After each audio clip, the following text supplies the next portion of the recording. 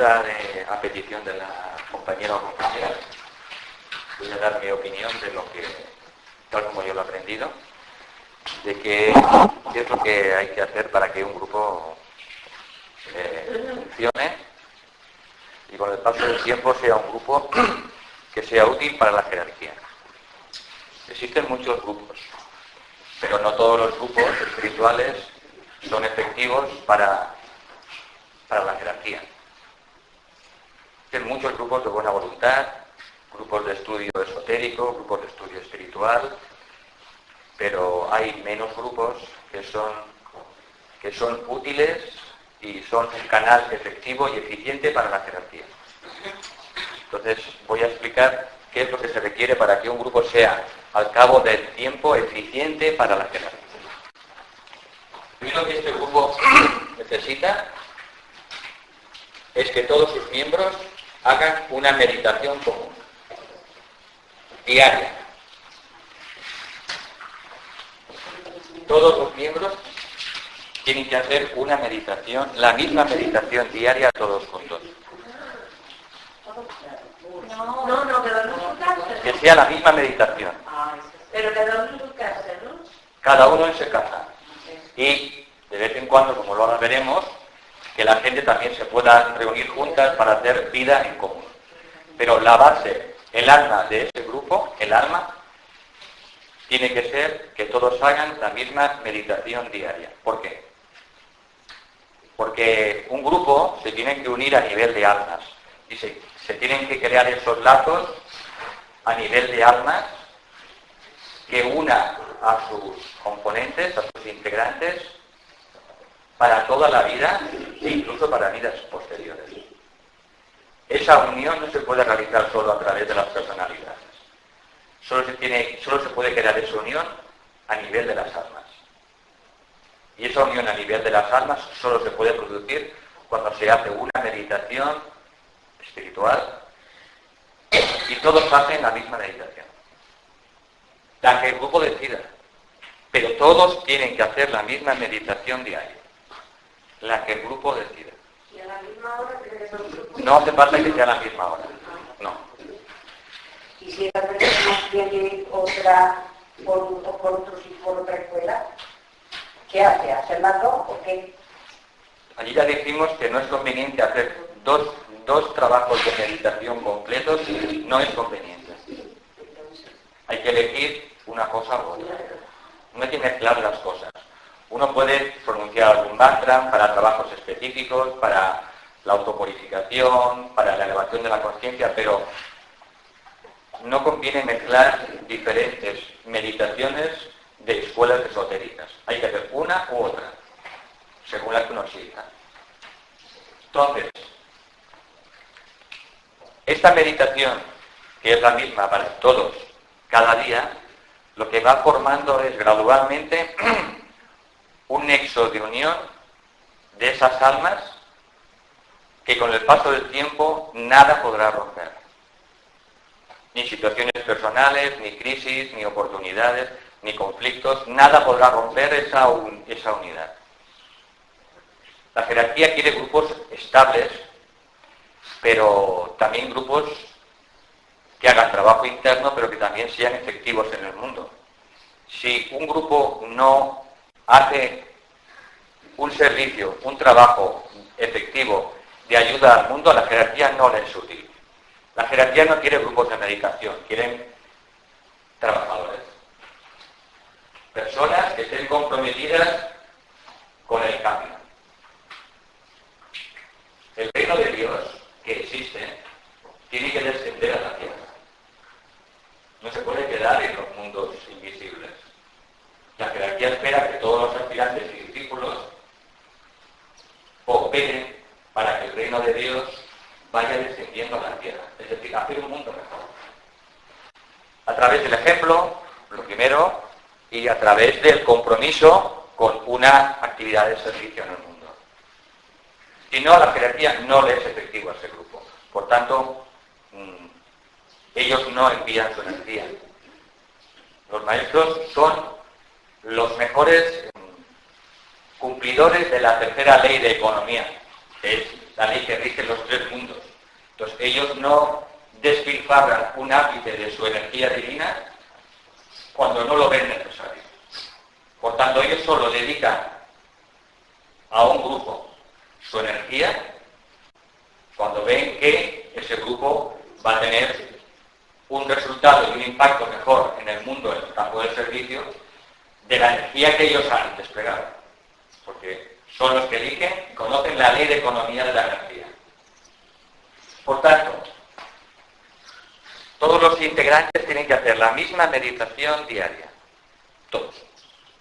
La hora es distinto. Segundo, ese grupo tiene que tener un trabajo o trabajos comunes.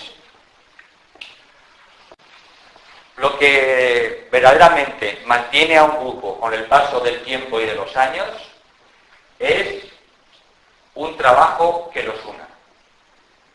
Solo un grupo que se reúna para estudiar, o solo un grupo que se reúna para meditar, pero ese grupo no hace un servicio efectivo al mundo, ese grupo no durará. Porque lo que une realmente es el trabajo. Cuando la gente de buena voluntad se reúne para ayudar al prójimo, para satisfacer una necesidad humana.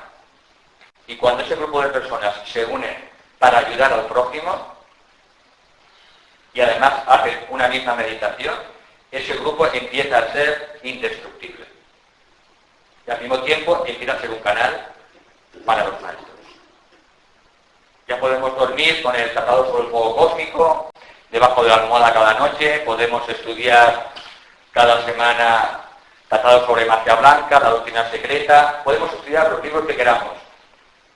Pero si no nos comprometemos en un servicio efectivo en el mundo, los maestros no nos utilizan. No hay que engañarse. ¿Qué tipo de trabajo? El que uno sienta. El que uno sienta. Por eso digo, trabajo o trabajos. O trabajos. Puede ser que en un grupo haya gente que le guste satisfacer a lo mejor las necesidades del prójimo a nivel físico. Y puede, por ejemplo, pues empezar a repartir ropa, repartir alimentos entre la gente necesitada. Nosotros lo hicimos en el año 97 y creamos una ONG en Barcelona que se dedica al cuarto mundo, que es a la pobreza en Barcelona, que es Lucha. Entonces, a la semana hay muchos voluntarios, hay más de casi 100 voluntarios y se dedica a dar ropa, dar comida, hacer formación, clases de castellano, preparación para cursos de camarero, para limpiar los hogares, digamos. Es una ONG que se dedica exclusivamente al servicio físico. Satisfacer necesidades a nivel físico. Pero hay también un campo de servicio para las personas que sienten el tema de la sanación y se pueden reunir también para ayudar a la gente que necesita aliviar su sufrimiento físico, emocional o mental. Pero lo tienen que hacer gratuitamente. Hacer un servicio en el campo de la sanación teniendo alguna remuneración es un servicio secundario. El verdadero servicio con mayúsculas es cuando hacemos algo por los demás completamente gratuitamente. Lo hacemos todo de todo corazón, sin ningún motivo personal. Vale, no es un trabajo ir liberando a la gente espiritualmente. También. Es el, A través del grupo. es el siguiente nivel. El siguiente nivel es a nivel mental. Hay un servicio a nivel físico, atendiendo las necesidades físicas. Hay un servicio a nivel emocional, sobre todo ayudando a la gente en sus problemas emocionales, en sus enfermedades físicas, en sus sufrimientos. Y luego está el nivel mental, en el que podemos compartir nuestra pequeña luz y nuestra pequeña sabiduría que hemos adquirido con los pasos de los años y compartirla gratuitamente con otras personas, para que tengan un poco más de claridad en sus vidas. Y eso es un servicio a nivel mental. Por tanto, los tres mundos son los tres campos de servicio del alma humana. Y de hecho es lo único que deberían ser. Ser el campo de servicio de un aspirante y de un discípulo. A medida que uno va progresando en el sendero, ya cada vez busca menos y menos experiencias de los tres mundos, porque sabe que en realidad eso es ilusorio, el mundo de lo irreal, todo eso es transitorio, es impermanente. Cada vez, por eso el discípulo busca más y más experiencias, solo busca experiencias en el mundo del alma. Y utiliza los tres mundos para servir, porque hay muchas cosas que hacer, muchas cosas que arreglar, mucha gente a la que ayudar, mucha gente desorientada, mucha gente enferma, mucha gente que no puede ni comer. Entonces los tres mundos son nuestro campo de servicio, pero no nuestro campo para obtener ya experiencias, porque comparado estos tres mundos con el mundo del alma, esto es no tiene valor. Por tanto, una misma meditación para todos, trabajos o trabajo en común, por eso en un grupo la gente poco a poco se van agregando, se van juntando y dependiendo de su campo de servicio, pues hay unos que les gusta la sanación y se dedican a ese campo, otros se dedican a atender las necesidades físicas, otros se dedican a enseñar. Digamos que la gente se va reconociendo y se va ocupando por afinidad en el campo del servicio. A otros, pues a lo mejor les gusta difundir también la sabiduría impresa, por eso creamos nosotros la editorial Lanista, hace ya muchos años. Digamos que hay muchísimos campos de servicio, pero todo tiene que ser completamente altruista. Luego, el tercer punto es hacer vida en común de vez en cuando. Significa, pues que podemos hacer vida en común de vez en cuando. Nos podemos ver en las lunas llenas para hacer un poco de vida en común. Luego, si queremos también después, cada uno puede traer alguna cosa de comida para compartir y procurar, pues, una vez que hemos meditado en común, se pone en el altar y esa comida queda bendecida y podemos entonces compartir esa comida, si es posible, con un poquito de silencio y no en plan tan festivo. De manera que cuando meditamos, la energía que invocamos se impregna en la comida. Por eso no solo nos comemos la comida, también nos comemos las energías que hemos invocado. Esto lo saben todas las religiones. Tenemos el ejemplo de la Sagrada Hostia. En todas las culturas existe eso. Entonces, podemos hacer un poco de comida en común, traerla y ponerla en el altar, donde el grupo ha meditado, para que eso luego el grupo se lo coma, sabiendo que se están comiendo también las energías que han invocado, y eso pasarán también, se incorporarán a nuestro ser. Por tanto, podemos hacer reuniones en la luna llena, en la luna nueva y en otros puntos del mes. Son puntos típicos de una suma importancia, sobre todo la luna llena y la luna nueva. Son los puntos nodales de la luna y son los puntos más importantes que utilizan todos los grupos espirituales. La luna llena para invocar las energías espirituales de la luz y la luna nueva para hacer un trabajo más subjetivo, cuya finalidad es limpiar el cuerpo astral de las personas que meditan. Es un trabajo más subjetivo que la luna llena. Por tanto, podemos reunirnos primero en la luna llena y luego, cuando el grupo tenga fuerza, también reunirse en la luna nueva. Y de vez en cuando también, pues a lo mejor podemos hacer alguna excursión. Vida en común. Hacer una excursión a las ermitas o a una montaña sagrada cerca de Córdoba, que cada uno lleve un poco de comida para compartir, procurar no hablar demasiado mientras caminamos para poder percibir las energías sutiles de ese lugar sagrado y hacer vida en común. Eso también va uniendo a la gente a nivel de las personalidades. Y por último, atender las necesidades de los miembros del grupo. pendiente de lo que necesitan los hermanos de grupo, en cualquier nivel. Físico, emocional y mental. A veces es más fácil ir afuera que dentro del propio grupo. Entonces todos tienen que estar muy atentos para ver quién está pasando alguna necesidad en el propio grupo, porque el grupo a partir de ese momento es nuestra segunda familia. Es tan sagrada esa familia como nuestra familia de sangre. Hay que estar muy pendiente entonces de si alguien en el grupo, nuestro grupo necesita dinero, por ejemplo, porque lo está pasando mal, o necesita alimentos, o necesita cualquier cosa.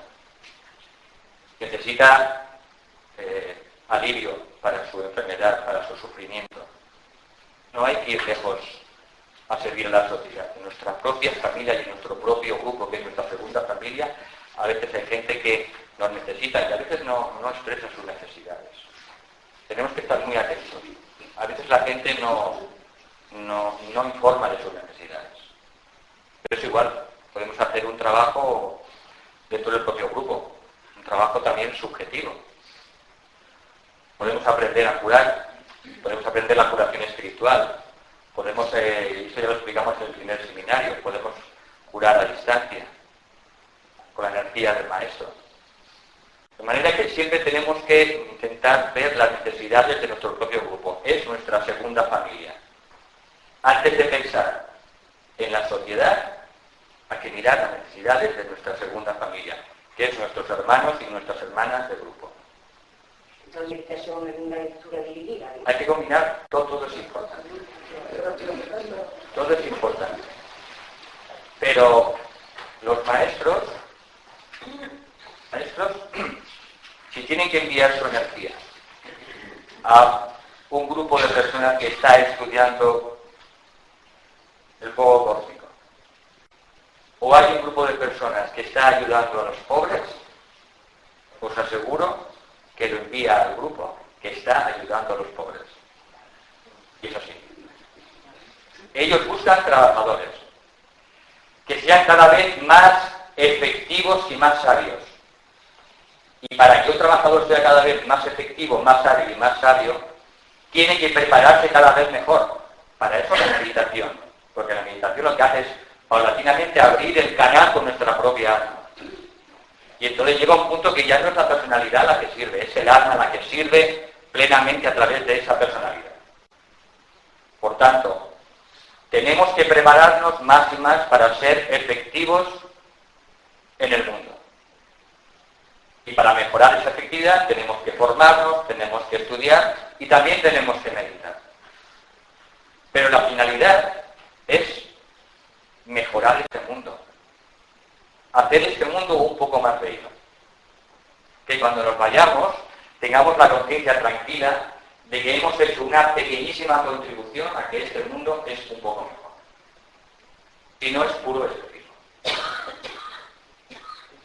Con estos 4 puntos, un grupo puede formarse, puede consolidarse, puede funcionar durante toda una vida y pueden crear nexos de unión para las vidas siguientes.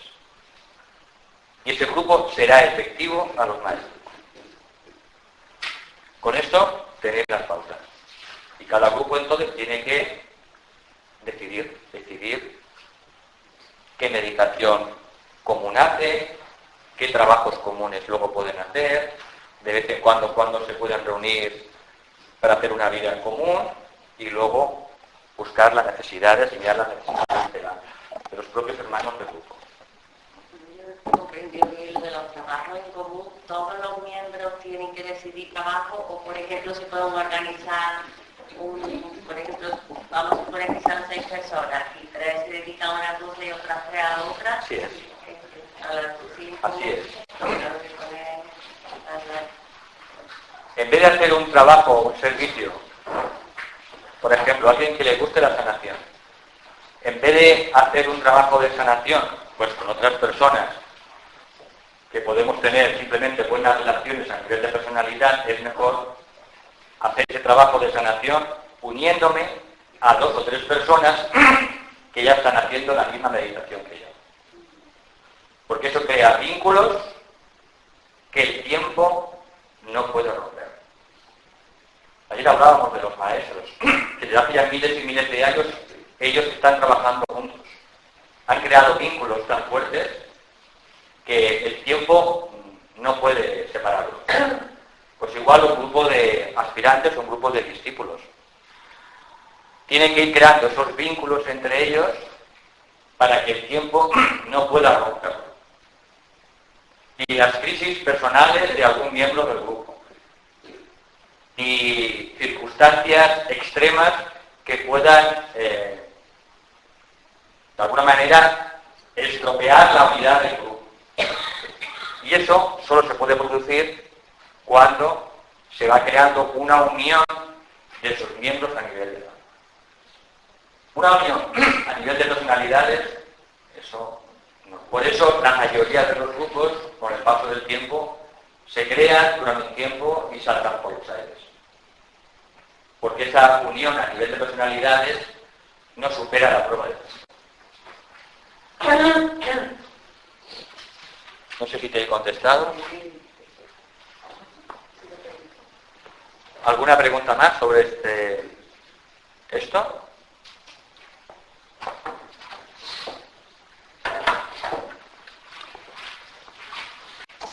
Vale, sacarle el papelito de la meditación que vamos a seguir explicando.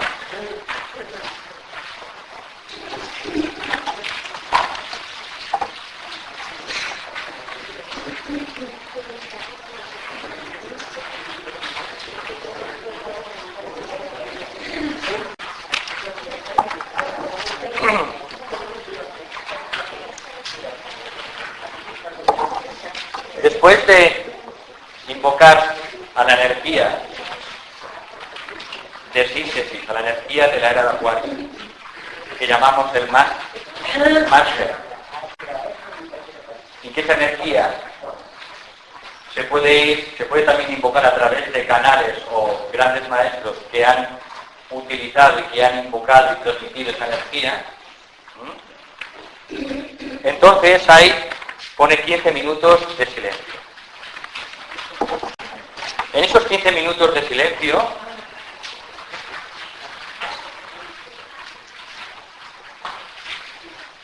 ¿uno qué hace? Se pone a pensar, se pone a observar la respiración, uno puede hacer muchas cosas. Entonces lo que se aconseja es que uno elija uno de los dos caminos, que es lo que se llama, que elija el acercamiento por la mente, o que haga un acercamiento por el corazón. Son dos caminos que llevan al mismo sitio. Los dos caminos llevan al mismo sitio. Pero el más duro es el acercamiento por la mente y el más sencillo, el más utilizado es el acercamiento por el corazón. En esos 15 minutos, ¿en qué consiste el acercamiento por la mente? Pues consiste sencillamente en observar los pensamientos, asumir la posición del testigo, de lo que se llama el divino observador. Cuando empezamos a observar los pensamientos, a medida que llegan a nuestra mente y no nos identificamos con ellos, sino que simplemente los observamos como un espectador sentado en la butaca de un cine que observa la película en la pantalla y van pasando las imágenes en la pantalla de la película. Y la persona va observando cómo esos pensamientos van llegando y van saliendo y no se deja llevar ni se deja arrastrar con los pensamientos, con cada pensamiento que va entrando en su mente, entonces va asumiendo, por tanto, cada vez un punto de vista más elevado, más alto, que es lo que se llama la experiencia del divino observador. Llega un punto, con el paso de los años, que esa persona, después de observar y observar los pensamientos, llega a un punto que cada vez vienen menos y menos pensamientos a la mente, por el mero hecho de observarlos. Hasta que llega un día en el que se obtiene la experiencia, en el que no hay ya ningún pensamiento. Y entonces el aspirante o el discípulo da el salto, obtiene la experiencia trascendente al plano búdico. Por tanto, podemos acercarnos en esos 15 minutos a través de la mente, observando los pensamientos, sin identificarnos con ellos, y cada vez que viene un pensamiento, sencillamente decir, ay, mira, me he olvidado y ahora me he ido con este pensamiento que me ha enredado porque mañana lunes tengo que ver a mi jefe y tengo un problema. Pues, me ha entrado un pensamiento, pues ahora vuelvo de nuevo y asumo la posición del observador, del divino observador. Si hacemos esto poco a poco, iremos teniendo cada vez menos pensamientos, hasta que llega un momento en que la mente se para y ya no hay más pensamientos, hasta el cabo de un rato. Ese es un estado de profunda paz interior y permite el salto al plano búdico. Es el plano de la experiencia de las bienaventuranzas. Luego tenemos el otro camino, que es el más usual, que es observar la respiración. A medida que vamos observando la respiración, cómo el aire entra en los pulmones y cómo sale el aire de los pulmones, de manera lenta y progresiva, la mente va siendo lentamente absorbida en el corazón, de una manera fácil, sencilla. El imán va atrayendo al trozo de hierro y finalmente el trozo de hierro queda imantado de manera natural y la mente queda absorbida en el corazón. A partir de ahí podemos empezar a entrar en estados de conciencia más internos, que es empezar a experimentar lo que se llama la pulsación. La pulsación está detrás de la respiración y detrás de la pulsación existe la pulsación sutil. Y esa pulsación sutil es finalmente lo que nos lleva al plano búdico. De manera que ambos caminos llevan al mismo sitio. No hay ninguno mejor que otro. ¿Quién es mejor, el padre o la madre? Son iguales. De manera que, ¿qué es mejor? ¿El espíritu o la materia? Es que hay personas que creen que el espíritu es mejor que la materia. Y eso no es cierto. Son exactamente iguales. Y los dos cumplen su función dentro del universo. En la parte primera del acercamiento con la mente, ahí no solamente nos limitamos al tiempo en que mediodía seguimos con la mente. Por supuesto. No es efectivo, ¿no? Yo veo que el trabajo con la mente es un trabajo de todo. Eso tiene que ver con la autoobservación. Y eso lo veremos más extendido cuando hablemos del autoestudio. La herramienta más importante para estudiarse es justamente la autoobservación. Observar continuamente, constantemente lo que está ocurriendo en nuestro campo mental, en nuestro campo emocional y en nuestro campo etérico físico. Y eso hay que estarlo observando el mayor tiempo posible, mediante esa actitud que hemos dicho de vivir el aquí y ahora, estando en presente, viendo lo que ocurre fuera y viendo lo que ocurre dentro. Por eso se dice que el discípulo tiene siempre una doble conciencia, hacia afuera y hacia adentro. Esa es la vía actual del discípulo. Una observación continua de lo que ocurre fuera y de lo que ocurre dentro. Y es una observación simultánea. Por tanto, tiene razón Paqui, pero ahora estamos hablando concretamente sobre qué hacer en esos 15 minutos después de invocar a los maestros. Elegimos o el acercamiento por la mente o el acercamiento por el corazón. Y una vez que lo hemos elegido, lo seguimos y lo practicamos. Una persona durante su meditación mucho tiempo ha estado por el acercamiento a la mente y ahora al conocer esto se decide por el acercamiento al corazón mediante la respiración y cree que es más fácil. Es más fácil. Es más fácil, ¿verdad? ¿Qué es más fácil? ¿Trabajar en la oficina 8 horas? ¿O es más fácil tumbarse en el sofá en casa, Tranquilamente. relajado, en nuestra casa? ¿Qué crees que es más fácil? Claro, pues ya está. Por eso una gran mayoría de personas, de aspirantes, de buscadores, eligen el acercamiento por el corazón, porque es la vía más sencilla. Esta vía es la vía de los rayos femeninos, 2, 4 y 6. Es volver a casa, estar con la madre. Y esta es la vía de los rayos masculinos, 1, 3, 5 y 7, que es la vía del padre. Un niño pequeño, muy pequeño, cuando ha hecho algo mal, ¿a quién va? ¿A la mamá o al papá? A la verdad. ¿Verdad que no va al papá? Mamá, que me ha pasado esto. ¿Por qué? Porque sabe que su madre lo va a coger. Y no le va a preguntar ni lo va a castigar. Si va al padre directamente lo mirará así y lo fulminará. Ocurre también lo mismo, esto es lo mismo que ocurre con los discípulos y los iniciados. A medida que el aspirante va evolucionando y va progresando, se dice que va recibiendo las energías de los signos de la cruz mutable, que son signos que llevan rayos femeninos de la madre. Cuando uno da ese paso, ese compromiso consigo mismo para entrar en el discipulado, empieza a recibir los impactos de las energías de los signos de la cruz fija, que la mitad son de la madre y la mitad son del padre.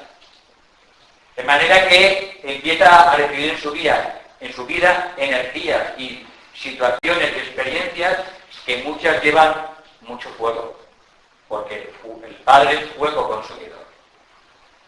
Y este fuego consumidor que recibe el discípulo, pero también con las energías de la madre, los rayos femeninos, pues le hacen la vida a un discípulo pues no tan dura, sino tiene unas de cal y unas de arena. Esa es la vida de un discípulo. Pero cuando el discípulo crece como un niño, se transforma en un joven adulto, entonces la madre se retira y empieza a educarlo el padre. Cuando el niño ya tiene 14 años, entonces dice el padre, ahora me toca a mí. Y entonces el padre lo somete a la disciplina, a un ritmo. Entonces el discípulo pasa de la cruz fija a la cruz cardinal, en el que los 4 signos cardinales están regidos por rayos masculinos del padre. Ahí ya no hay mamá, ahí es solo el padre, solo es el fuego. Por eso la vida de un iniciado es muy dura, porque en muy pocos años o en muy pocas vidas llega de ser un discípulo avanzado a convertirse en un maestro de sabiduría. Y eso solo lo puede hacer la energía de los rayos masculinos, los rayos del padre. Por eso, los dos caminos llevan al mismo lugar. Porque no es mejor ni el padre ni la madre. Cada uno cumple su función. Cada uno tiene que encontrar en el momento apropiado qué vía de acercamiento tiene que seguir. Pero insisto, los dos llevan al mismo sitio. No hay uno mejor que otro. Bien. Después en las fotocopias, después de esos 15 minutos de silencio en los que podemos practicar el acercamiento por la mente y el acercamiento por el corazón, se pronuncia Gayatri, que es esto que está aquí en la quinta estrofa, que es Om Bur Bhuva Suvaha, Om Tat Savitur Varenyam Bhargo Devasya Dhimmahi Dhiyo Yona Prachodayat. Gayatri es, después del Om, el mantra más importante que ha dado la jerarquía a la humanidad. es el mantra más importante que ha dado la jerarquía a la humanidad. La pronunciación de este mantra invoca energías de luz en todos los niveles. Energías del espíritu, del fuego eléctrico, energías de las almas, del fuego solar, y energías de la materia o energías del fuego por fricción. El significado de la palabra Gayatri, etimológicamente, Gayatri significa aquello que nos protege, dirige e ilumina cuando lo cantamos. Aquello que nos protege, nos guía o dirige y nos ilumina mientras lo cantamos. Por tanto, este mantra, además de que se pronuncie individualmente, si se pronuncia en grupo, es muchísimo más efectivo. ¿Por qué? Porque, ¿verdad que el sol no solo queremos que luzca para nosotros? ¿Para quién brilla el sol? Para todos. A cuantos más del sol, mejor. ¿Por qué? Porque el sol, ¿qué es? Vida. El sol es la luz. El sol lo es todo.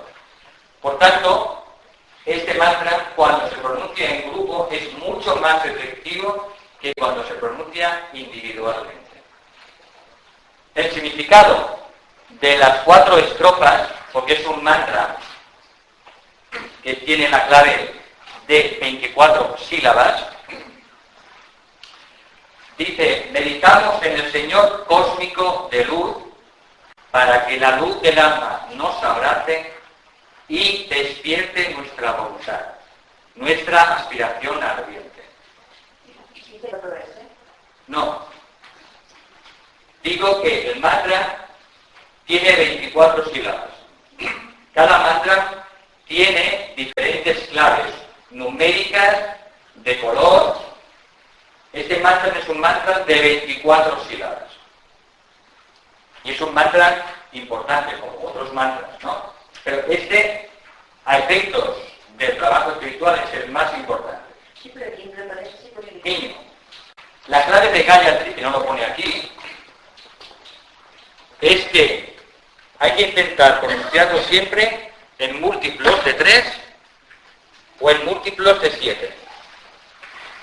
En múltiplos de 3 y en múltiplos de 7. Pero mínimo, que lo cantemos 24 veces. Tampoco hay que ser muy entusiasta, porque cuando uno recibe demasiada luz, uno también se colapsa un poco. En el momento uno pues se queda como un poco ciego, ¿no? Porque la luz también deslumbra.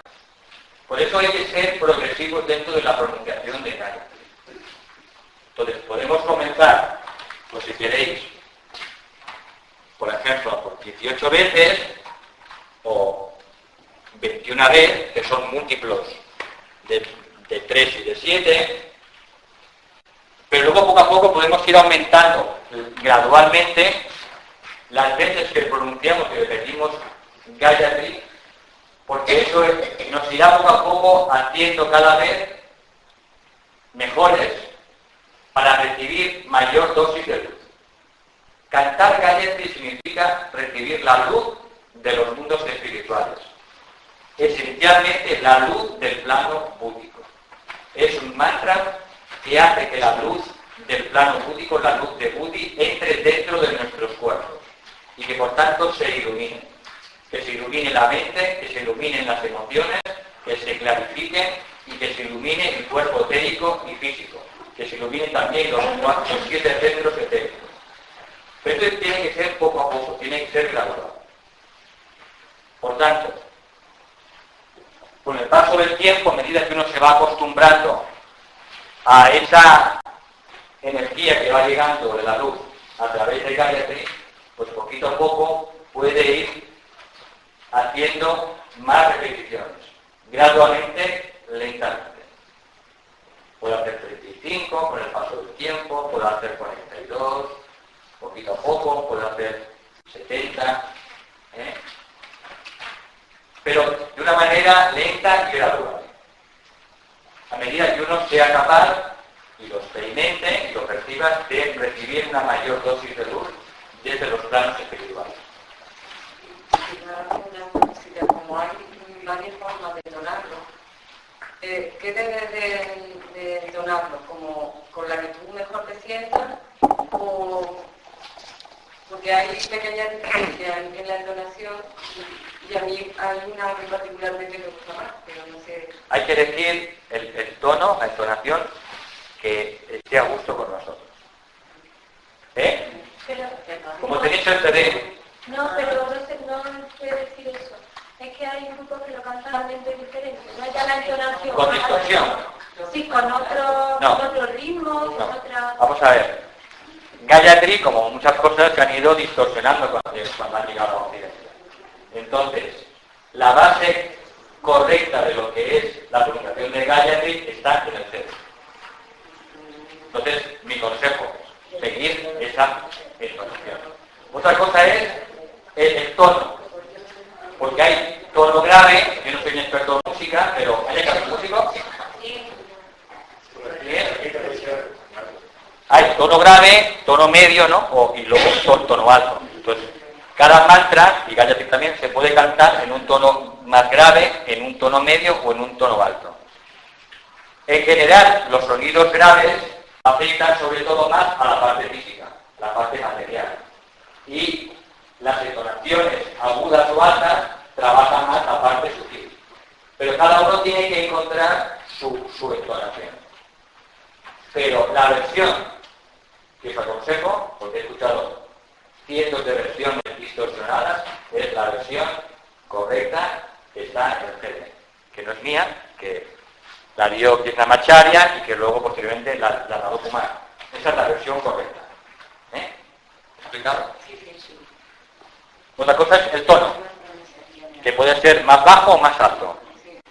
Pero mi consejo es que pronunciéis la versión que hay en el CD. Hay una de Saibaba, puede ser. Sí. Es bastante parecida, pero no es igual. Poi la laica, una che è laica, io perché la laica è fatta nel secondo la corrente pensa che tiene una fortuna, sabe turmareña, la demás suprime en el hombre. Es una laica que se hace como... También hay gente que ha puesto música, el Gayatri, con guitarra, flamenca, por lo que sea. O igual que Maitreya, todo está bien, porque todo sale del corazón. Pero cuando uno quiere seguir un procedimiento exacto que dé unos resultados científicos, tiene que seguir el método científico. El método científico dice que si tú haces una cosa A más B, tendrás C. Siempre. Pues es igual. Pero aprendí en castellano y le digo a la mañana, oh tú sujetador del universo, ¿este no tiene cuerda o de que todas las cosas proceden, de que todas las cosas retornan al despertar? Pero lo vengo diciendo muchos años. Sí, tiene su efectividad. Como cualquier mantra traducido al castellano, tiene su efectividad, pero no es comparable con la efectividad del poder del sonido. Cuestión de experimentarlo. Cuestión de experimentarlo. Uno puede repetir la traducción en castellano, pues 21 veces o 35 veces, puede repetir uno 35 veces el Gayatri, comparar los estados de conciencia que uno ha alcanzado, y entonces llegar a una conclusión. Entonces, repetir mantras en castellano traducidos, pues es útil, evidentemente. Es mejor hacer eso, que es positivo, que hacer otras cosas. Pero cuando queremos trabajar realmente con el poder del sonido y lo que nos puede transformar, tenemos que trabajar con esos sonidos que han descubierto los grandes sabios. También, una cosa que el tibetano ya apuntaba en la experimentación de la jerarquía, en el siglo XX determinados maestros empezaron a arreglar esos sonidos de la naturaleza a través del inglés. Lo que fue el sánscrito en el pasado, en un futuro será en inglés. Y de hecho hay dos maestros que ya están trabajando con los devas en los éteres para que a través de pronunciar ciertos sonidos en inglés podamos recibir en nuestro organismo determinadas energías espirituales y de la naturaleza. Por eso, cuando un iniciado o un maestro da una invocación en inglés, tenemos que intentar hacer un pequeño esfuerzo para anunciarla en inglés, aunque nos cueste, porque no todos, y yo el primero, no hemos recibido una formación en inglés. A mí me enseñaron en francés en la escuela, y yo no sé inglés, sé pues, un poco, como muchos de vosotros aquí, pero al menos las invocaciones que están en inglés sí que he intentado aprenderlas, porque se sabe que han sido arregladas en sus claves sonoras para transmitir determinadas energías espirituales. Por eso también el maestro CBD en su tiempo fue un maestro muy revolucionario, muy uraniano. Por eso empezó a hablar en la India algunos mantras en inglés. Y la gente de la India, los brahmanes, los pandis, decían, pero tú estás loco. Si el único lenguaje que se ha creado hasta este momento ha sido el sánscrito para invocar las energías sutiles de la naturaleza. Digo, sí, pero esto era hasta ahora esto está cambiando. Y si vosotros no cambiáis, tendréis un problema, porque no seréis capaces de adaptaros a los nuevos tiempos. El maestro Sri era un maestro revolucionario. Y él daba los mantras, algunos mantras en inglés. Estos mantras que dio en inglés están recogidos en un librito que quita la lista que se llama Mantras Místicos del maestro Sri. Dio, en esta lista, por ejemplo, dio unos 15 mantras. Y dijo el primero, Di,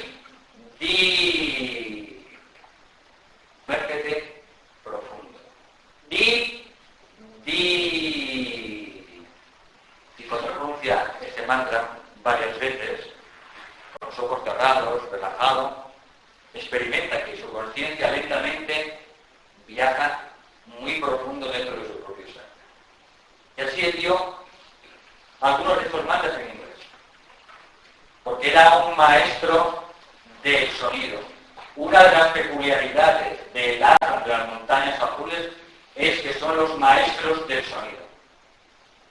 Los maestros del verdadero Tantra, como ciencia sublime y sagrada, que aquí desconocemos y se ha tergiversado, son los maestros de las montañas azules. Los maestros que más lejos han llegado en la ciencia del sonido y en la ciencia de la astrología son los maestros de las montañas azules. De hecho, los maestros tibetanos a él lo enviaron a aprender al ashram del maestro Agastya, para que recibiera sus últimas lecciones. Por tanto, cada ashram tiene su especialización.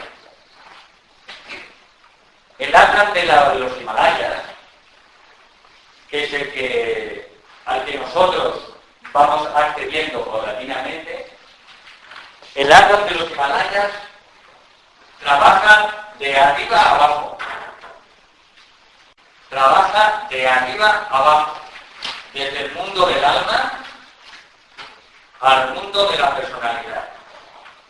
Por eso ya hemos dicho que los maestros no quieren nada que ver con las personalidades. Tienen alergia a las personalidades, que es nuestro problema. Por eso ellos solo inspiran a nuestras almas, en el mundo de las almas. Y cuando inspiran a nuestras almas, esa alma nuestra que ha sido inspirada lentamente, poco a poco, los resultados de esa inspiración o de esa energía espiritual poco a poco van llegando a la personalidad y finalmente al cuerpo físico.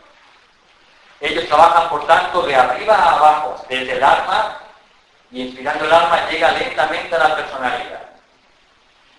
Pero, como en el siglo XX, a primeros ya del siglo XX, hacía falta tantos discípulos, entró en funcionamiento el ashram de las montañas azules, como dice ayer.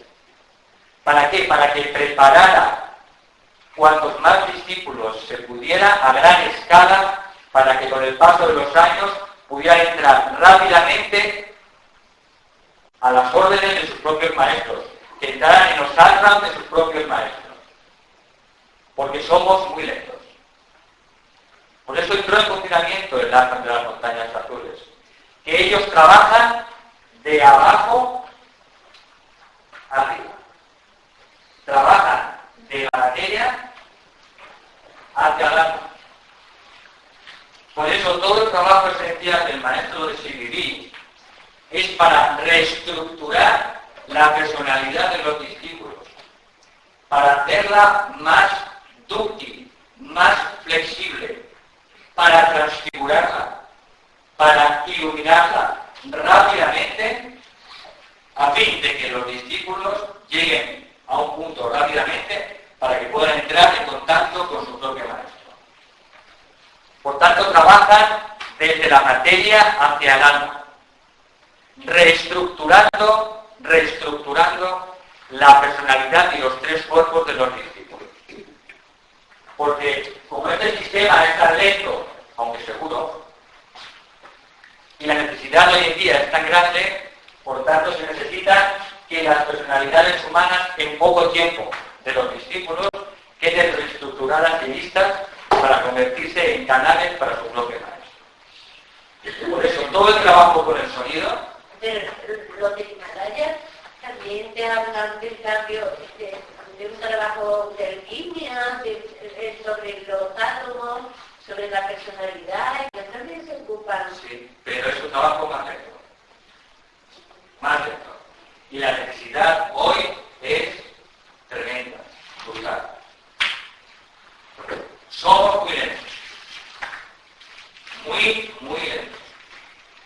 Y este trabajo es muy lento.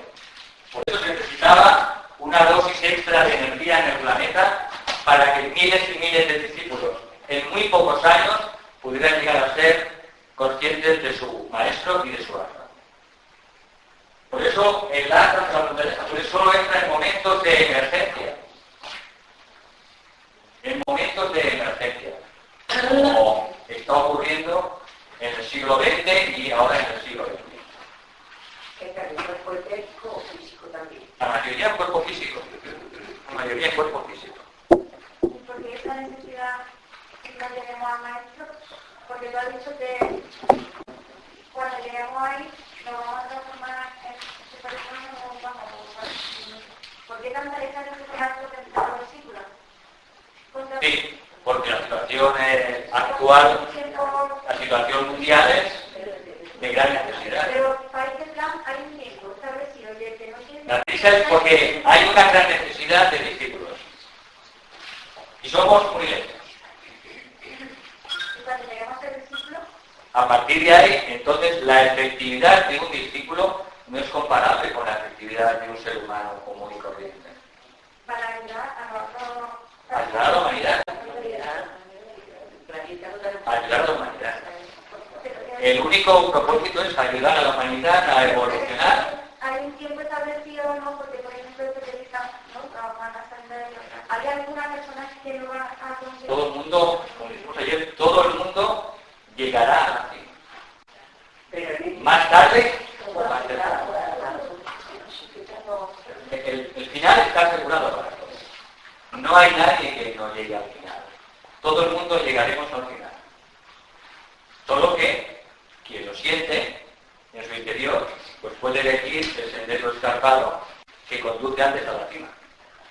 A nadie lo obligan a coger el sendero escarpado. Ahora viniendo por aquí, subía con dos hermanas que me decían, este camino hasta aquí, mira que es elevado. Y decía una, aquí hay un camino más fácil. Sí, al costado, pero es más largo y más fácil. Y decía la otra, bueno, prefiero aquí, prefiero que llegaré antes. Bueno, cada uno elige. Cada uno elige. Pero todos llegan a la ermita. Todos. Esos dos caminos llegan a la ermita. Hasta el perro llega a la ermita. Con lo cual es un profundo simbolismo porque significa que el perro también se convertirá un día en ser humano. Y nosotros, los seres humanos, entraremos en el reino suprahumano. Y los maestros darán un salto y se serán ya mucho más que maestros. Y esto ocurre de cuando en cuando, en el que cada reto da un salto evolutivo. Esto hablamos, en el seminario pasado, hablamos sobre la evolución de la vida y la forma, ¿recordáis? Exactamente. Yo creo que ella quiere saber por qué y entonces lo que le está haciendo es esa lista. Yo lo que estoy explicando que lo tiene el otro, que el planeta tiene que dar un paso evolutivo. Claro. Porque estamos muy perdidos. No, que vamos un poco de atraso. Entramos con mucho espíritu. Sí, de acuerdo a los planes, de acuerdo al gran plan, vamos un poco atrasados. El problema de Berlín es que está uno entre Himalaya y Montevideo y dice que no se debe mezclar y yo estaba mismo de nuevo, encargado. De verdad, porque, bueno, entonces, si toda la vida está con el Himalaya y ahora resulta que la montaña de Berlín, yo quiero acelerar las cosas, pero si no se deben mezclar y estoy formada por los de arriba y el grupo, yo creo que... No, pero vuelvo a insistir, una vez que uno pasa la formación de las energías de síntesis, de Urano, de las energías del manto Sibirri, ese discípulo no entra dentro de las montañas azules, sino que en poco tiempo pasa a ser un discípulo consciente de su maestro. Pero el método, como dice, que no se mezclen, La meditación. exactamente, pero es que no sé qué hacer. Porque además, yo creo que mi grupo no está preparado para esos 15 minutos de silencio, para esos mantras. ¿Tú qué opinas?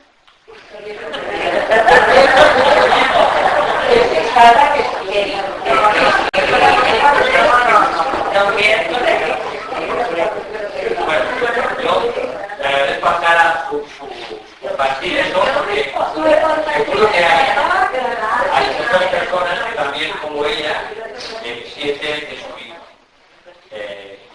Y yo te lo agradezco. Es algo que cada uno tiene que ir Claro, pero ella piensa que lo para descubriendo y sintiendo en su corazón. que llevo 30 años con un método.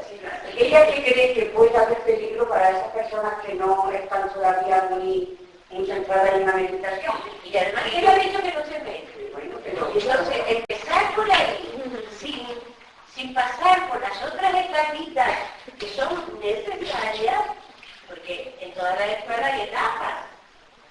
Y hay gente que están pidiendo y llegando ahora a los rusos. Y entonces de pronto te salta todo, yo qué sé yo, de verdad, Tendrá que madurarlo y tendrá que madurarlo y que la persona tiene que, porque yo este mantra que ha pronunciado en inglés no lo conozco. la gran invocación, pero el grupo todo lo decimos en castellano, llevamos 30 años diciéndolo, y de pronto ayer nos dicen en inglés, claro, yo cuando dice, esto no sé qué, no sé cuánto, yo decía mi centro, porque es que no sé inglés. Algo tibetano como nació. En castellano. Sí. Buenos libros. Los libros de Alice Bailey. El paso tibetano solo transmitió toda la enseñanza alemana. Bueno, todos los libros, toda la enseñanza que el maestro tibetano les describió telepáticamente a Israel, la hizo en inglés. Y la escuela arcana. Claro, y en inglés está. Claro, que lo está. La escuela arcana, que la fundó como un proyecto de servicio personal a Israel, la escuela arcana no la fundó el tibetano. Entonces ella, con el paso de los años, lógicamente fue traduciendo toda la enseñanza de los libros y las invocaciones en... Bueno, pero ahí está, la escuela de Ginebra tiene una rama de castellano y la de Nueva York está para los ingleses y así se han dividido. Pero el maestro tibetano dio la enseñanza en inglés.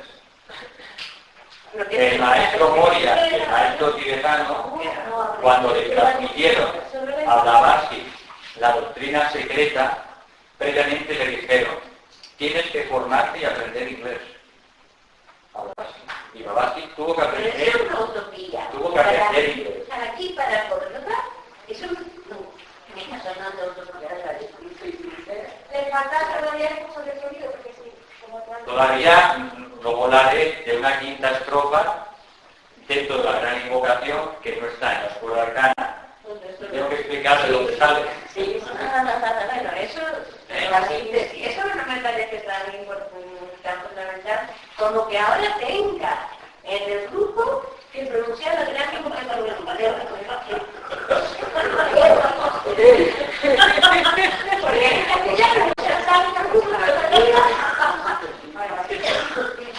Bien, eso que me cuenta ella, también me pasó a mí, nos pasó a nuestro grupo, cuando conocimos a Kumar en el año 88, hace ya pues 25 años, y bueno, son situaciones en las que uno, pues según lo que sienta, pues, hace el ajuste o no hace el ajuste. En nuestro grupo, en el año 88, hace 25 años, pues también hubo personas que no sintieron esa llamada y siguieron con sus líneas de meditación. Y hubo gente que sintió esa meditación porque se sintieron bien y nos bien, y pues, a partir de ahí empezamos a hablar. No hay que hacerse ningún lío. Se trata de sentirse bien lo mejor posible o no sentirse tan bien. Eso es eso. Sentirse lo mejor posible y de eso se trata.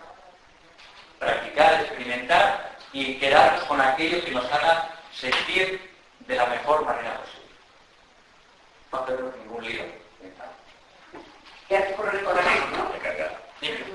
Yo quiero comentar relacionado con lo que antes has dicho de los grupos, vamos a hablar esta mañana de lo de formar un grupo, pero realmente tal vez para formar un grupo, sí siento para aprender y practicar esto que estamos y ahí formar un grupo con los que yo que van, si ya a priori se pueden dar procedimientos, a mí me frena. Ahora vez un poco de manga ancha, ¿no? Un poco de manga para practicantes, digamos, practicantes. Vamos a practicar esta meditación, vamos a ver qué sentimos, vamos a ver cómo evolucionamos y de dónde vamos. Eso es lo que tiene que organizarse la gente si siente algo.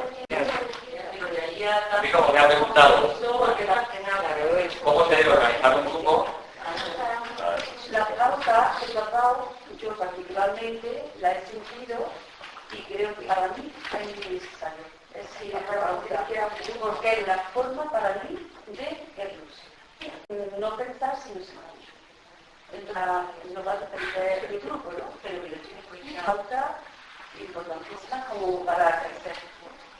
Pero estamos diciendo que estamos respetando cada uno su momento. Entonces, pues cada uno es que lo siga tarde y el que no lo tenga de esta forma. Eso está claro.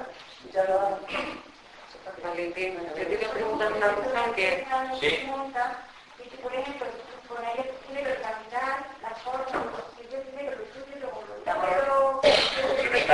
Y luego la empezamos con eso, y luego la llama, eso, claro que sí, Hay que empezar por la principio. Si la gente ha sentido la llamada para intentar organizarse, para aprender, adelante. Cada uno puede ir a su ritmo. Los que parten de cero que no tienen nada, una cosa nueva, pues la ponen con muchos años, con meses, Sobre todo imponerlo al grupo. cada uno libremente tiene Pasarse como dice. No, yo no estoy intentando buscar razón. Simplemente estoy poniendo una duda que me han salido muy fuerte. Pero porque yo no era.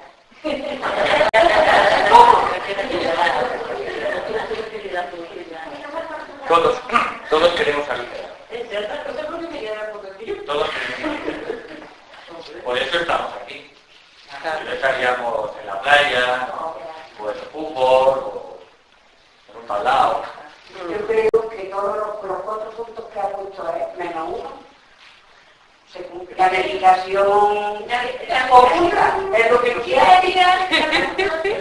Por la que sí puede, que quiere, sea cual sea la que se haga. Y no sé, cada uno. Venga, aquí Fernando quería decir algo. La preguntita, si es posible, de grupo, ¿no? De cualquier grupo. puede hablar harto. Sí. Los 4 puntos que han dado las 4 pautas son para cualquier grupo espiritual. Para cualquier grupo. Que sea válido para la jerarquía. Sí. Es lo que entiendo. ¿Así lo he dicho? Eso es lo que entendí. Para cualquier tipo de grupo espiritual que quiera ser con el paso de los años un canal para la jerarquía. Así lo he dicho. Eso. Entonces, es lo que siento, lo que ha reverberado en mi interior, que ese grupo, ese marco, vamos a llamarle marco global, vibra con la enseñanza que viste ayer de la cruz. Que lo estudio y para estamos autosincelarlo, es un nivel superior de la individualidad que está buscando ingresar a formar parte de su alma, y el colectivo que intenta formar parte de una alma colectiva, de un grupo colectivo, cualquier punto, cualquier índole, cualquier tipo de meditación, cualquier forma externa de meditación, no importa. Muy bien, pues seguimos adelante.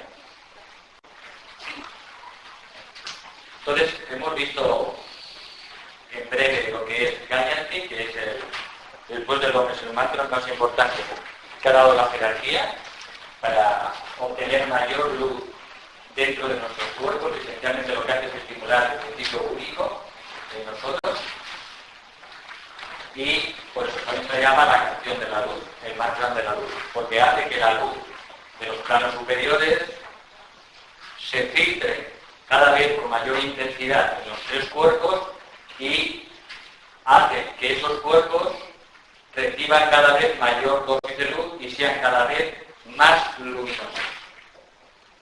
Más luminosos. Tiene que pronunciar en libros de 3, en libros de 7, y quien quiera más información, hay también un libro editado por una lista que se llama Gayatri, la meditación Gayatri. El libro de mantras también contiene todas las claves numéricas, de color, simbólicas, geométricas, también de Gayatri. Y ahí puede encontrar más información. Luego en el punto 6, hemos dicho que lo que estaba en azul no lo veríamos para este seminario, que es la invocación del maestro y el alumno, en el que el alumno, el discípulo, pide protección para su maestro por si no da la talla. Y eso puede implicar o puede tener repercusiones a su maestro, que eso a veces lo hay. Entonces se le pide protección, el discípulo pide protección para el maestro. Y entonces es San no Mitrasan, y eso lo veremos en el próximo seminario, porque está en azul. Hemos dicho que lo que está en azul, en este seminario no lo vamos a explicar. Luego tenemos la invocación de la mañana del maestro Balpur, y luego la invocación de la tarde que dio el maestro Ige por la tarde. Que por la mañana nosotros pronunciamos la invocación del maestro Balpur, tal como él la dio en inglés, pero añadimos una quinta estrofa que la recibió el maestro Ige del maestro tibetano.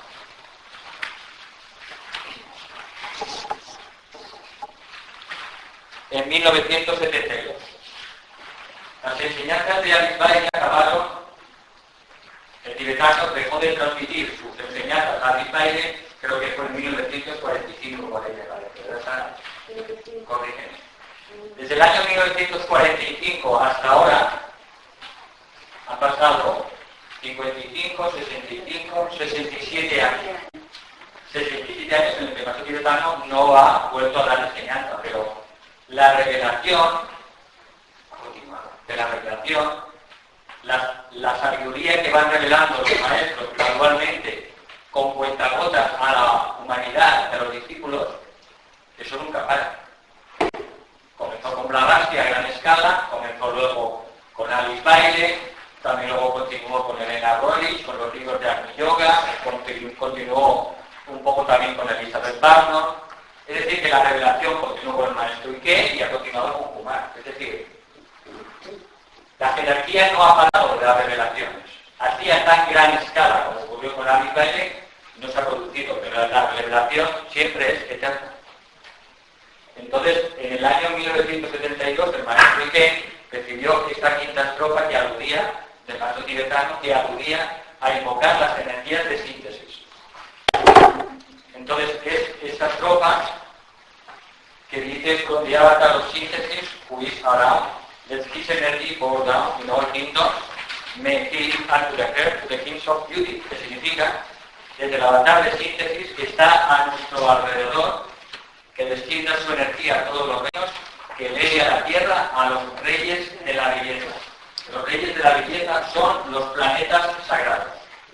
Significa que eleve a la tierra para que se convierta en un planeta sagrado, que todavía no lo es. Por eso estamos sujetos a la enfermedad, al envejecimiento y a la muerte. Cosa que no ocurre en ningún planeta sagrado de nuestro sistema.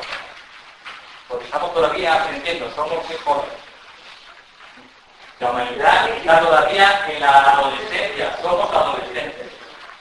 La humanidad, evolutivamente hablando, somos adolescentes, estamos en plena pubertad. Tenemos 14 años y tenemos la cresta subida de tono, como cualquier adolescente, que es un rebelde. Entonces, por eso todavía tenemos mucho que aprender como humanidad. Bueno, ¿es donde estamos? Entonces, la última estrofa, ¿quién se le ha revelado? Desde la avatar de síntesis. Se la dio el maestro tibetano a Ejirana Krishnamacharya, al maestro Ike. Se la reveló. En 1972. Entonces, se la dio para que los grupos, todos los grupos del mundo que quisieran, también la pronunciaran. Entonces, los grupos del Bodhisattva, Kumar, yo, mucha gente la pronunciamos. ¿La escuela cara No. Ellos se han quedado con la estrofa que dio el tibetano.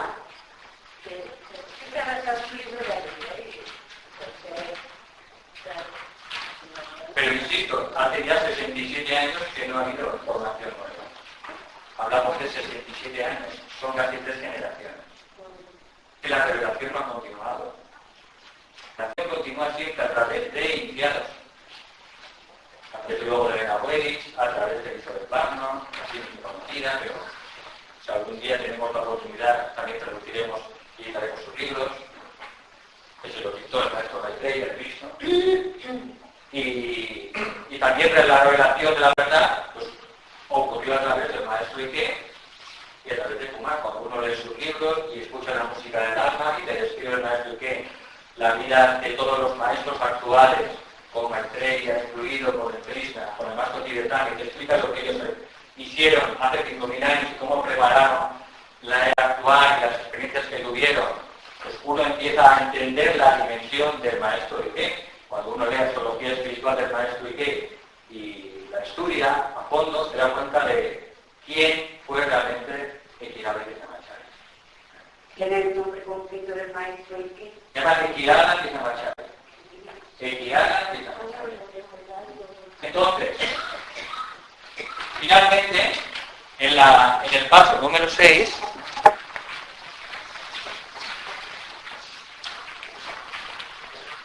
se dice Loka Samasta Sukhino Bhavantu.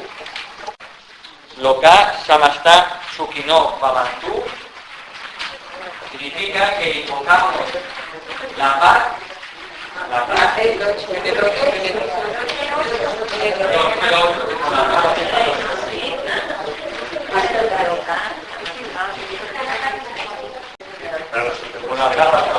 Número 8, Loka Samasta. Loka Samasta Sukhino Bhavantu significa que deseamos paz a todos los seres y a todos los planos de existencia. Deseamos la paz a todos los seres y a todos los planos de existencia, que todos los planos de existencia estén en paz. Deseamos y invocamos una paz completa, total, absoluta. Entonces se dice Loka Samasta Sukhino Bhavantu, Loka Samasta Sukhino Bhavantu 3 veces, deseando la paz total y completa para todos los seres y todos los planos de existencia. Entonces, al final, está en azul, que no la voy a explicar. Hace unos años,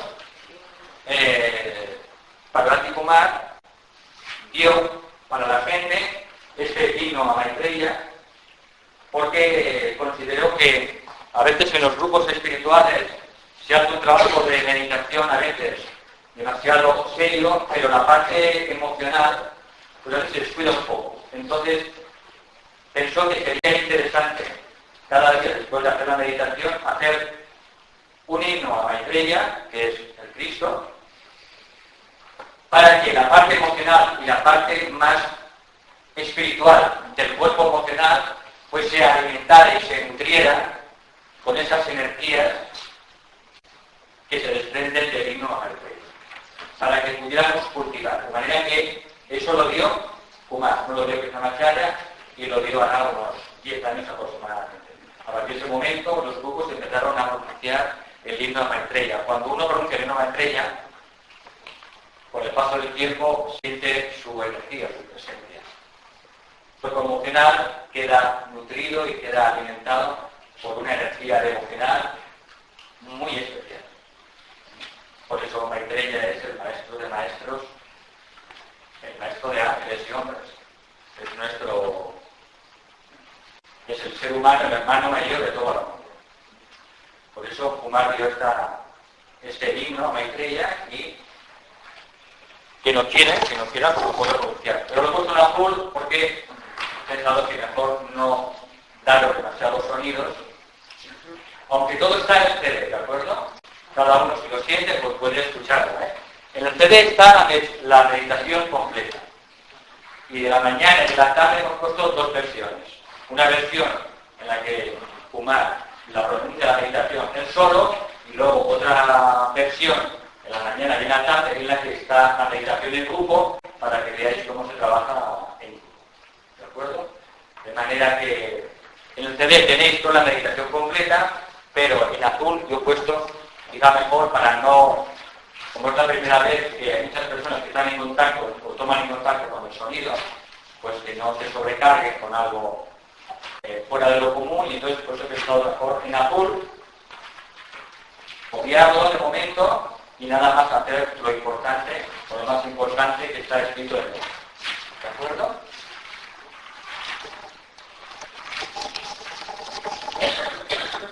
Bien, a las 12 partes hemos empezado. Vale. Bien, ¿hasta aquí alguna pregunta?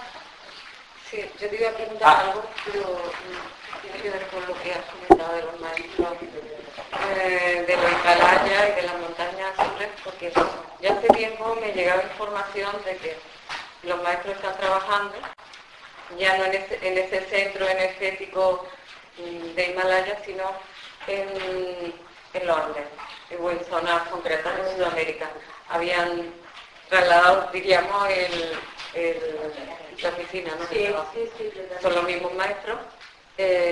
Y me resonaba con esa energía que hablas tú de las montañas azules. Preguntaba si sabías algo o... Bueno, ha habido movimiento. A ese movimiento. En los últimos años ha habido algún movimiento. No se han marchado todos los Himalayas. Pero sí que ha habido ciertos movimientos. Los maestros se han ido a otros puntos. Normalmente son cadenas montañesas altísimas, como los Andes u otras parecidas. Es decir, siempre son lugares, son montañas muy, muy altas, que están muy poco transitadas por los seres humanos, prácticamente no se transitan por los seres humanos, y han escogido esos lugares por su sutileza y por su exquisita pureza. Pues en esos sitios ellos tienen sus asnas, también los Alpes, hay muchos lugares de ese tipo.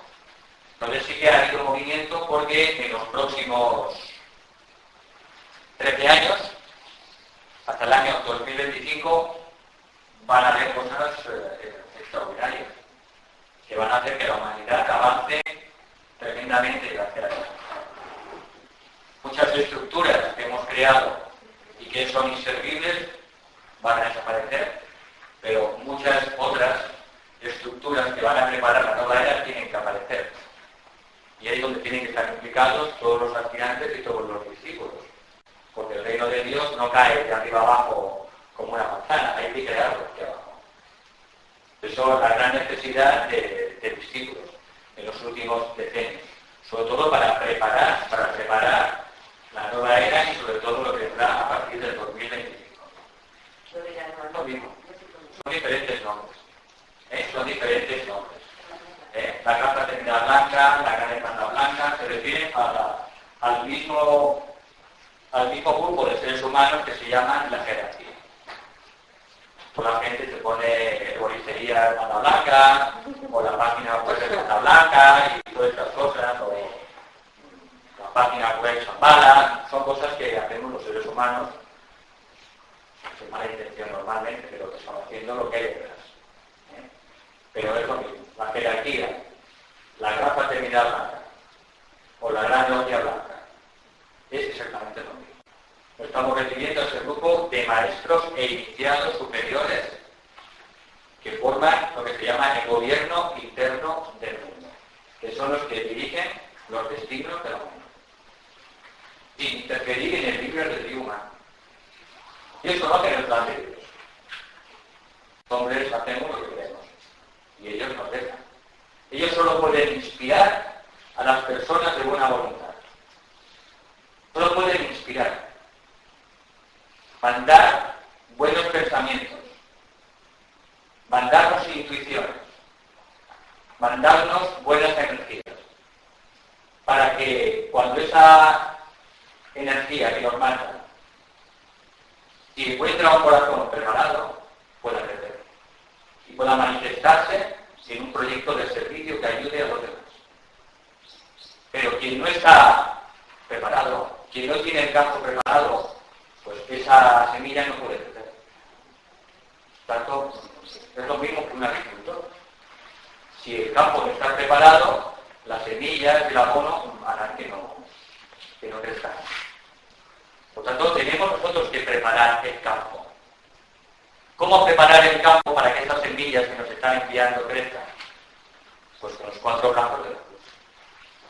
Si ponemos en práctica los 4 brazos de la cruz del primer día, entonces el campo, por lo que a nosotros respecta, estará preparado. Y lo que manden las semillas que lancen, entonces crecerán. Entonces tendremos ayuda de todo tipo. Y si además lo hacemos en grupo, la fuerza se multiplica en progresión geométrica. Un grupo es la suma, no es la suma, es la multiplicación en progresión geométrica del número de sus miembros. Son 5 personas, no es 1 más 2 más 3 más 4 más 5, es 1 por 2, 2 por 3, el resultado 3 por 4 y el resultado 4 por 5. Por eso la jerarquía está empeñada en que trabajemos en grupo. Por mi parte, yo creo que en el grupo no todas las meditaciones por antiguo, ¿no? Hombre, las meditaciones, cierto, es decir, algunas muy fuertes y otras, claro, no, sí, por supuesto. Claro, porque son personas a lo que no han meditado. Es que cada uno tiene su nivel. Y que se van dando un nivel muy bajito. Entonces, a lo mejor no han meditado nunca. Y claro, lo que no le puede es meter cosas en esa, bueno, ya lo hablamos también ayer, de pronto esos mantras, que se nos asusta, pero tampoco, ¿verdad? Que tampoco La meditación, con la meditación nosotros hemos enseñado aquí, que yo he enseñado, no hay absolutamente ningún peligro. Y esto es más Eso, fuerte que lo que quede diáfano y con toda la claridad. No existe ningún peligro. Con lo que hemos enseñado aquí. no ya, pero sí mucha dificultad. El sánscrito, para pronunciarlo, claro. A ver, no estamos hablando de aprender sánscrito, ¿no? No estamos hablando de dedicar 10 años a aprender sánscrito.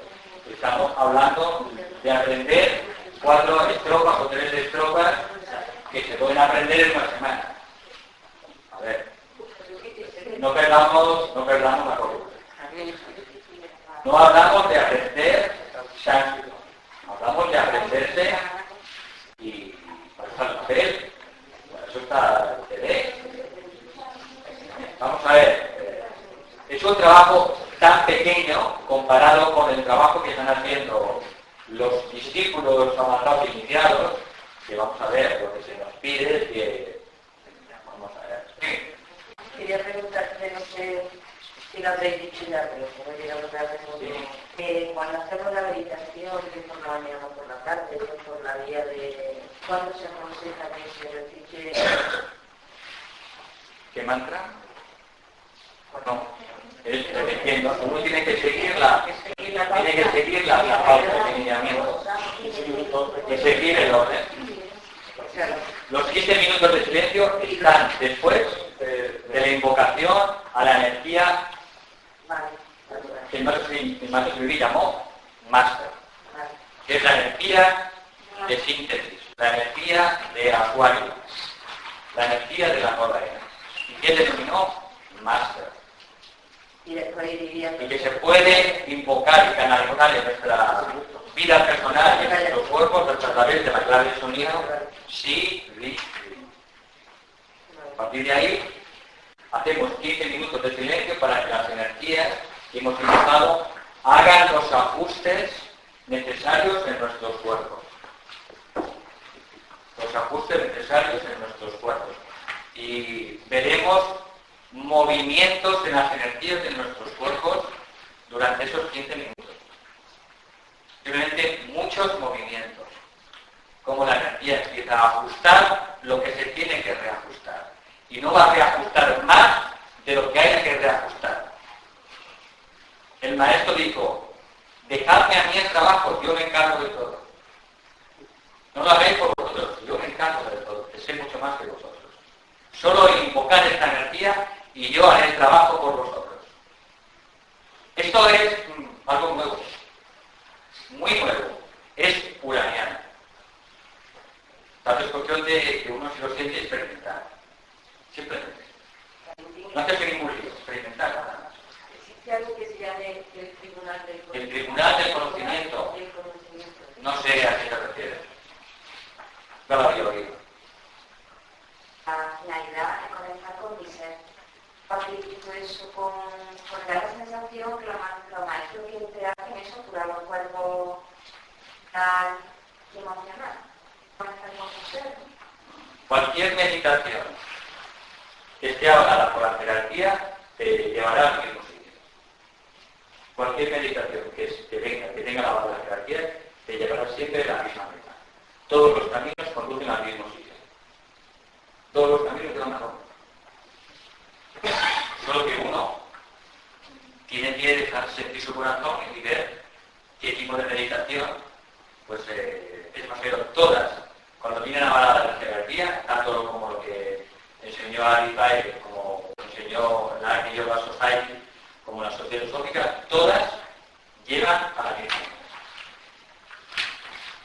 Y esta que hemos enseñado también. Es cuestión de probar esto.